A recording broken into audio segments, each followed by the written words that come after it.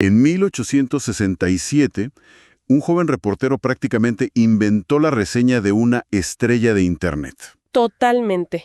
Solo que en lugar de quejarse en una aplicación desde su teléfono, lo hizo a bordo del primer crucero comercial de lujo de la historia.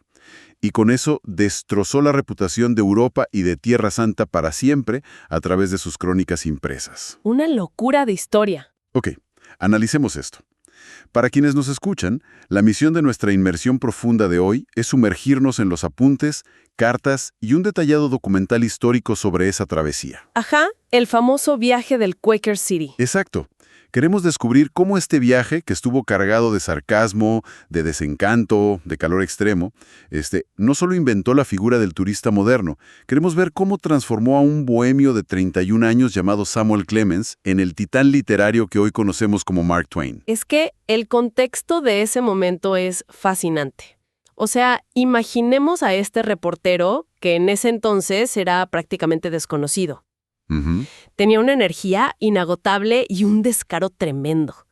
Y entra a las oficinas de un periódico de San Francisco, el Daily Alta California. Con una propuesta rarísima. Sí, logra convencer a los editores de que le paguen la exorbitante suma de $1,200 de la época. ¡Wow! Un montón de dinero para ese entonces. Muchísimo.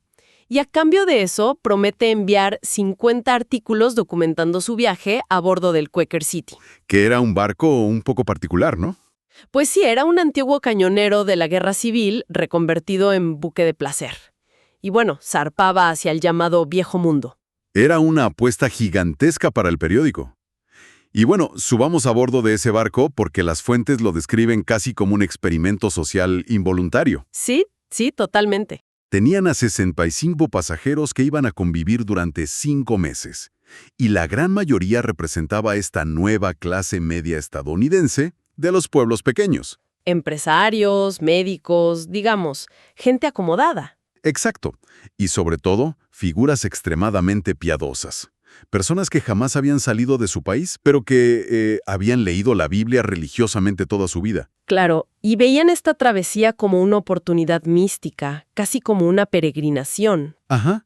Y el líder no oficial de esta facción devota era el coronel William Denny, un exoficial confederado que organizaba reuniones de oración casi todas las noches en el barco. Y frente a ese grupo tan devoto, tenemos a nuestro cronista.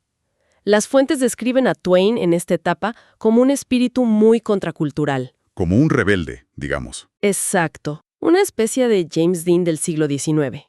Era un hombre que había vivido en el salvaje oeste, trabajando en minas y en periódicos fronterizos. Y me imagino que no se llevaba nada bien con el coronel Denny. Para nada. Evitaba las reuniones de oración del coronel como si fueran veneno.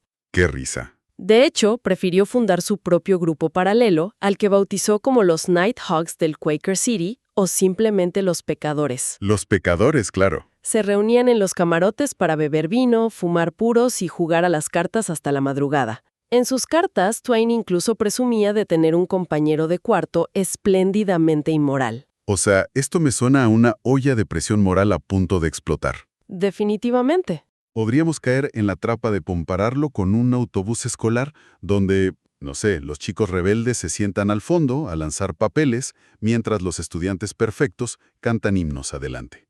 Es una gran analogía. Pero me parece que va más allá de eso. Era un choque de visiones del mundo confinado en unos pocos metros cuadrados de madera flotante. Y la pregunta que me surge es, ¿fue esta fricción constante lo que detonó el genio cómico de Twain desde el primer momento en alta mar? Lo fascinante aquí es cómo la mente de Twain procesó ese entorno. Antes de que el barco perdiera de vista la costa de Nueva York, él ya había identificado a sus compañeros de viaje como una mina de oro sociológica. Ya veía venir el material para sus artículos. Claro, al principio sus crónicas mostraban un humor más ligero, casi costumbrista. Se burlaba de sus propias torpezas tanto como de las de ellos. Pero eso fue cambiando, supongo. Sí, a medida que pasaban las semanas de encierro, las fuentes revelan un cambio de tono bastante notable. La diversión dio paso a un disgusto profundo. Ya no le hacía tanta gracia. Exacto. Twain comenzó a diseccionar la anatomía de esa piedad incesante. Se dio cuenta de que en muchos casos no era devoción genuina. Sin una pose. Sí, una fachada social asfixiante. Y esa observación fue el cincel que empezó a afilar la postura crítica que definiría toda su literatura futura. Y si la falsedad de sus compañeros en el barco encendió su cinismo, la idealización ciega que los estadounidenses tenían del viejo mundo le dio el blanco perfecto para disparar. Totalmente. El barco llega a Europa. Y hay que situarnos en la mentalidad de mediados del siglo XIX. Estados Unidos sufría de un complejo de inferioridad cultural masivo frente a Europa. Era como si Europa fuera el hermano mayor perfecto. Tal cual, la convención social dictaba que los turistas debían caminar por Europa con la cabeza gacha, reverenciando cada piedra rota y cada pintura descolorida que veían. Había una presión social inmensa para fingir un éxtasis intelectual ante la antigüedad. Pero Twain simplemente carecía de ese gen de sumisión cultural. Él no iba a fingir nada. Para nada. Para su mente pragmática y fronteriza, Europa no tenía un pase libre por el simple hecho de ser antigua. Tenía que demostrar su valor práctico y estético en el presente. Y las crónicas que enviaba de vuelta a San Francisco son una demolición sistemática de ese romanticismo europeo. Ay, sí. El incidente en París es un ejemplo perfecto de esto. Twain había construido en su cabeza el mito de la barbería parisina palaciega, imaginando un trato de reyes. No. Y la realidad fue otra muy distinta. Sí. Terminó en el cuarto trasero de una lúgubre tienda de pelucas, donde un peluquero con una navaja sin filo casi lo despelleja vivo. ¡Qué horror! Las fuentes cuentan que, cuando el barbero intentó peinarlo después del suplicio, Twain lo detuvo en seco. Argumentó que ya había sido desollado y no pensaba permitir que además lo escalparan. Es una viñeta de comedia física brillante. Pero su función real es desmitificar esa supuesta superioridad europea. Y aplica la misma guillotina al arte sagrado. A ver qué pasó con el arte. En Milán se planta frente a la Última Cena de Leonardo da Vinci. Un turista convencional de la época habría escrito poemas sobre la trascendencia del fresco. Llorando de la emoción, seguramente. Claro, pero Twain observa la humedad, el descascaramiento de la pared, y redacta en su columna que la obra es un naufragio triste, sentenciando que es la última cosa en el mundo para llamar pintura. ¡Wow! Y aquí es donde se pone muy pero muy interesante. Porque al leer esto, surge una duda legítima. Ujú. ¿Acaso Twain no estaba siendo simplemente un provocador ignorante? O sea, ¿un filisteo estadounidense incapaz de comprender el peso de la historia del arte? Actuando como un troll de Internet, básicamente. Exacto, un troll antes de que existiera el Internet. ¿O había una intención más profunda detrás de esta brutalidad verbal? Si conectamos esto con el panorama general de la literatura, nos damos cuenta de que estaba ejecutando un acto de rebelión estética fundamental. ¿En qué sentido? Twain adoptó deliberadamente la voz del hombre común. El público que leía el Alta California estaba compuesto por mineros, comerciantes y trabajadores que jamás pisarían Europa. Gente de a pie. Sí. Y al negarse a usar los adjetivos floridos y pretenciosos de la época victoriana, y al elegir en su lugar el lenguaje directo, coloquial y crudo de la calle, Twain estaba forjando el inglés americano moderno. ¡Qué poderoso eso! Les estaba diciendo a sus lectores que no tienen por qué avergonzarse de ver un edificio en ruinas y llamarlo simplemente un edificio en ruinas. Liberó a toda una nación de la obligación de adorar fantasmas culturales. Observar la realidad sin el filtro de la pretensión, eso también lo llevó a notar las sombras de la sociedad europea, ¿verdad? Así es. En Italia, por ejemplo, mientras describía las inmensas y opulentas catedrales, su mirada se desviaba hacia los monjes, a quienes describió como seres gordos y grasientos que rendirían tanto aceite como una ballena. Una descripción implacable. Y todo esto lo escribía mientras observaba la miseria brutal y a personas muriendo de hambre en las calles adyacentes a esos mismos templos llenos de oro. Esa aguda conciencia de la desigualdad social prepara el terreno para la siguiente fase del viaje. Que se pone peor. Mucho peor.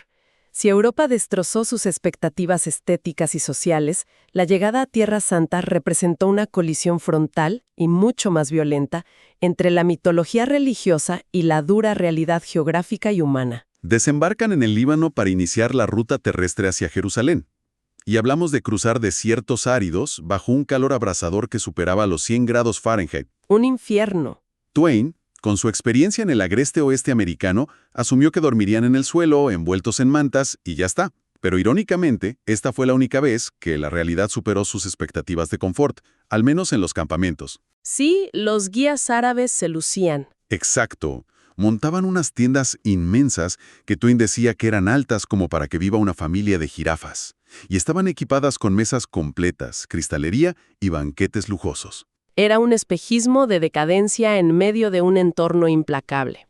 Pero el verdadero problema no era el paisaje en sí, sino cómo el rigor del viaje empezó a fracturar la moralidad de los peregrinos. Ahí es donde empieza el drama de verdad. Sí. Durante la travesía por el sofocante valle de la Beca en Siria, el grupo devoto tomó una decisión que dejó a Twain atónito. La ley religiosa dictaba que no se debía viajar ni trabajar en el día de reposo, el sábado. Claro, el descanso obligatorio. Y para evitar romper esta regla y cometer un pecado, decidieron comprimir el trayecto de 3 días en solo 2. Lo cual suena lógico en papel, pero en la práctica, Y la práctica fue terrible. El resultado fue que obligaron a sus caballos, animales que ya estaban desnutridos y cubiertos de llagas, a correr a marchas forzadas bajo un sol letal. es una locura. O sea, estaban dispuestos a matar a los animales por agotamiento con tal de mantener su agenda de santidad intacta. Exactamente eso.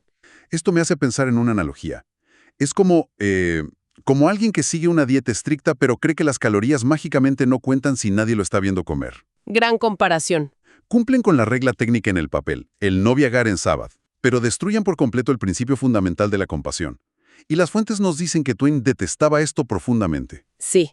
Él anotó que hay momentos en que aferrarse a la letra de la ley se convierte en un acto de crueldad absoluta. Era la mecánica de la hipocresía en su máxima expresión. Escudándose en la religión. Utilizaban la rectitud religiosa como un escudo para su propia crueldad y conveniencia. Y esta tensión llega a su punto de ebullición absoluto a orillas del mar de Galilea. Un lugar clave para ellos. Imagínate, un lugar cargado de un peso simbólico incalculable para estos viajeros. Habían invertido fortunas, soportado enfermedades y cruzado océanos enteros solo para poder navegar las mismas aguas donde, según su fe, Cristo caminó y predicó.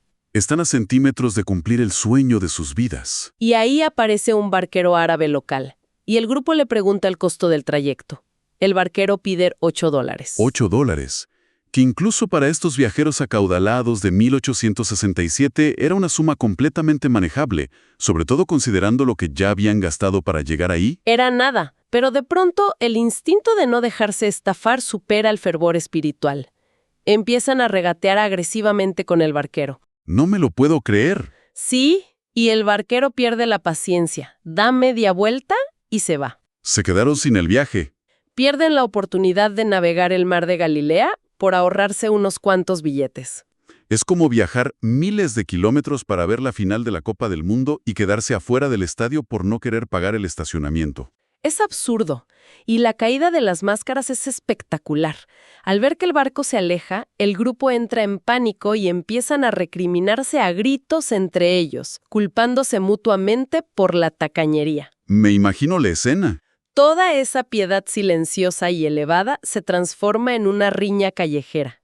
Las fuentes relatan que, en el clímax de esa discusión, uno de los miembros del grupo de los pecadores se acerca al devoto coronel Denny. El líder de las oraciones. El mismo, y con una precisión quirúrgica para herir el ego, le pregunta, «Bueno, Denny, ¿ahora te sorprende que Cristo caminara sobre el agua?» ¡Wow! Una estocada verbal perfecta. Destruye toda la solemnidad del momento en un segundo. Lo que revela este episodio es fundamental para entender el pensamiento de Twain. El paisaje árido y la incomodidad física actuaron como reactivos químicos que expusieron la verdadera naturaleza de las personas. Los sacó de su zona de confort. Y ojo, es importante notar que él no estaba repudiando los textos sagrados. Estaba repudiando la pequeñez humana frente a lo sagrado. Y toda esta acumulación de cinismo, polvo y cansancio los acompaña hasta el destino final, el epicentro del viaje que era Jerusalén. La joya de la corona. Llegan esperando visualizar coros celestiales y calles bañadas en oro divino, y lo que encuentran es una ciudad minúscula, densa, maloliente, con calles torcidas que hacían insoportable el tránsito. Una desilusión total. ¿Sí?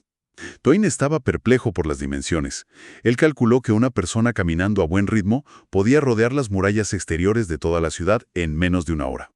El choque de escalas entre el mito bíblico y la realidad topográfica lo desconcertó muchísimo, pero lo que verdaderamente lo enfureció fue el comportamiento parasitario de sus propios compatriotas en la ciudad. ¿Qué hacían? Twain relata con indignación cómo los turistas cristianos llegaban a los monumentos sagrados y sacaban martillos. Martillos. Sí, para astillar los arcos históricos, destruyendo patrimonio invaluable solo para llevarse un trozo de piedra a casa y presumirlo ante sus amigos. ¿Qué nivel de egoísmo? Era la mercantilización del ego disfrazada de peregrinaje. Y la falta de respeto de esta gente no tenía límites. Al visitar el Domo de la Roca, un recinto muy sagrado para el Islam, se les indicó la costumbre básica de quitarse el calzado antes de pisar las alfombras de oración. Algo básico de respeto. Pues el coronel Dennis se negó rotundamente a quitarse las botas, pisoteando el lugar con una arrogancia tremenda. Y las fuentes muestran que Twain sintió asco ante esa actitud beligerante hacia personas que simplemente estaban practicando su fe pacíficamente. Es ahí cuando deja una de sus frases más lapidarias. Sí, afirmó que si Cristo estuviera aquí, hay una cosa que no sería cristiano. Una condena durísima a la religión institucionalizada y a sus seguidores performativos. Y esa mirada analítica lo acompaña a la Iglesia del Santo Sepulcro también. Donde están los supuestos lugares de la crucifixión y demás. Ajá. Twain detalla cómo el lugar parecía diseñado como un parque de diversiones teológico, donde cada evento bíblico importante, desde la crucifixión hasta tumbas de diversos santos, estaba convenientemente aglomerado bajo un mismo techo para maximizar el flujo de visitantes. Todo en el mismo metro cuadrado. Para la mente racional y de raíces protestantes de Twain, toda esa saturación de reliquias era un absurdo lógico. Y ese absurdo alcanza su nivel máximo de comedia cuando un guía les muestra con total seriedad la supuesta tumba de Adán. Esa anécdota es increíble. Twain no aguanta más. Se tira sobre la tumba y finge un ataque de llanto descontrolado, sollozando a gritos por el dolor de haber perdido a su pariente lejano. Haciendo un show completo, se estaba burlando en la cara de la credulidad infantil de sus compañeros. Y el detalle irónico que mencionan los textos es que una década después, el expresidente Ulysses S. Grant visitaría Jerusalén durante una gira mundial y exigiría ver la tumba de Adán exclusivamente porque había leído la historia de Twain. El inmenso poder de persuasión de la literatura. Una burla sarcástica terminó creando una atracción turística real. ¡Qué locura! Sin embargo, dentro de toda esa teatralidad burlesca, las fuentes nos muestran una fractura en la armadura cínica de Twain. ¿Ah, sí? Sí, al llegar al supuesto sitio de la crucifixión original, el tono de sus escritos cambia por completo. Abandona la ironía. Reconoce que, aunque la geografía exacta pudiera estar equivocada por algunos metros, el peso histórico del lugar exigía respeto. Ya veo. Entiende que allí germinó una idea que alteró el curso de la humanidad. Aunque tengo un problema con esto. Me cuesta mucho reconciliar al hombre que hace un espectáculo cruel burlándose de los peregrinos en la tumba de Adán con el hijo devoto. ¿Por qué lo dices? Porque sabemos por los registros que, antes de abandonar la ciudad, Twain va a buscar a un artesano local y encarga cuidadosamente una Biblia. Y la manda encuadernar con maderas sagradas de la región, como roble de Hebrón y olivo. Ajá. Específicamente para regalársela a su madre, Jane Clemens, que era una cristiana de fe inquebrantable. Entonces, ¿qué significa todo esto? ¿No estaba Twain siendo tan hipócrita como los pasajeros que criticaba, adaptando su respeto moral según le convenía? Esta es una duda muy válida, pero plantea una pregunta importante sobre cómo funcionaba la brújula moral de Twain. Las fuentes indican que no es hipocresía, es una distinción clarísima entre la forma y el fondo. A ver, explícame eso. Twain fue creado bajo un calvinismo estricto que de niño le causaba terror nocturno, lo que naturalmente lo empujó hacia el escepticismo de adulto, pero respetaba profundamente la fe cuando era el motor de una bondad auténtica. Como la fe de su madre. Exacto, como era el caso de su madre. Lo que no toleraba era el teatro de la virtud.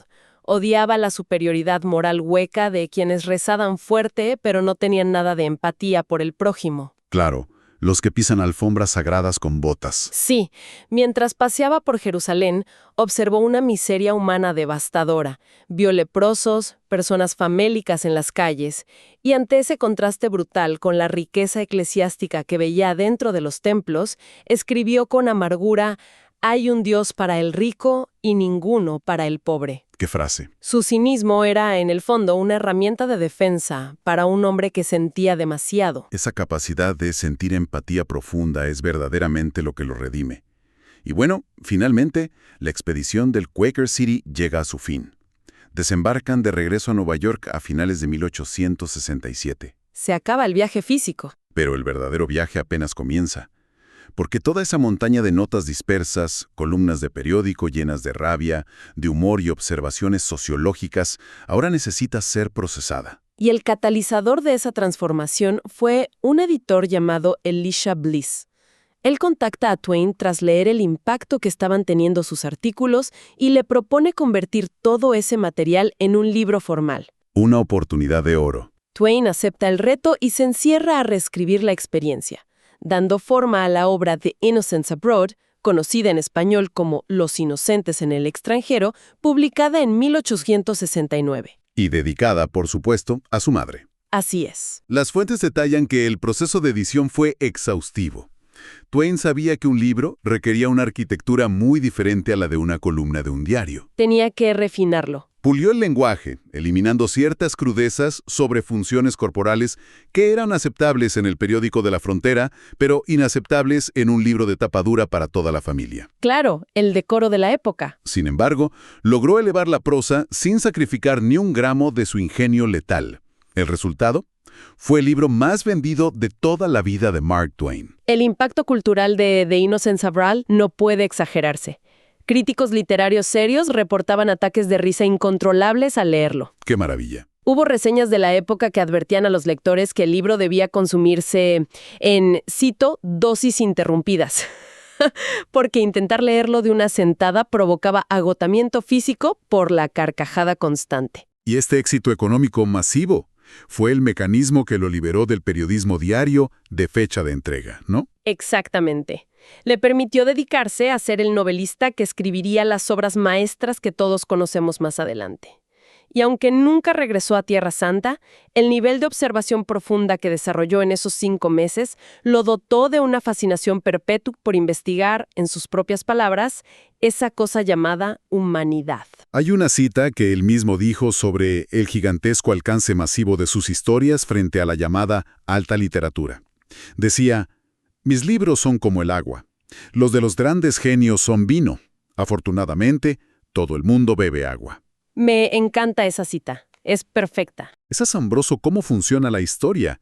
O sea, un viaje en barco donde sufrió un calor infernal, comió polvo en el desierto y toleró la compañía de personas que detestaba, le proporcionó el molde exacto para forjar su voz literaria definitiva y ganar la inmortalidad. Y hay que entender que el terreno psicológico de Estados Unidos estaba muy preparado para recibir esa agua que él ofrecía. En 1867, la nación venía saliendo de los horrores de la guerra civil. Estaban rotos. El romanticismo había muerto masacrado en los campos de batalla. Había una fractura emocional enorme en la población.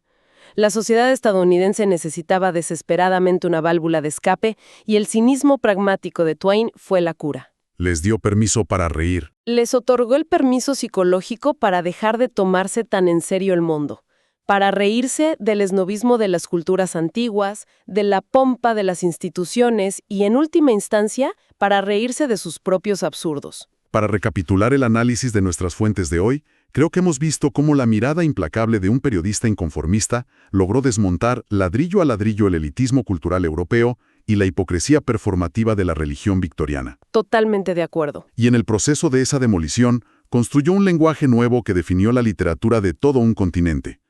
El reportero Samuel Clemens subió por la pasarela de ese buque, pero quien desembarcó meses después fue, innegablemente, Mark Twain. Así es. Quiero cerrar esta exploración con la observación sociológica más brillante que dejó estampada en las páginas de ese libro. Concluyó que el lector nunca sabrá qué tan perfecto idiota puede llegar a ser en realidad hasta que viaja al extranjero. Una lección de humildad disfrazada de sarcasmo puro. Y antes de despedirnos, quiero dejar una idea provocadora flotando para que la audiencia la analice. Adelante. Hemos pasado este tiempo desmenuzando cómo el libro de Twain, en 1869, sentó las bases del turista moderno. Pero me pregunto, ¿no fue también el momento fundacional de nuestra cultura moderna de la queja digital? Qué buen punto. Resulta fascinante pensar que hoy, cuando alguien abre TripAdvisor o Google Maps para escribir una reseña furiosa de una sola estrella sobre un sitio histórico famoso, quejándose amargamente de las multitudes sudorosas, del sol castigador y de que les cobraron demasiado por una botella de agua? Pasa todos los días. Sí, y sin tener la menor idea, están canalizando el espíritu exacto y la energía retónica de aquel joven Mark Twain, frustrado y maldiciendo a orillas del mar de Galilea. Son herederos directos de la rabieta de los $8, literal. Así que, la próxima vez que nuestra audiencia se cruce con una de esas fotografías de viajes perfectamente editadas, sin una sola nube y con sonrisas ensayadas frente a una catedral antigua, intenten raspar un poco la pintura de esa imagen mental. Totalmente. Recuerden que detrás del encuadre perfecto siempre hay largas filas, pies cansados y con suerte una buena dosis del humor cínico que nació a bordo del Quaker City. Agradecemos inmensamente el tiempo de quienes nos escuchan hoy. Los invitamos a seguir cuestionando las fachadas, a no conformarse con la versión oficial de las postales y a buscar siempre la historia sin filtros.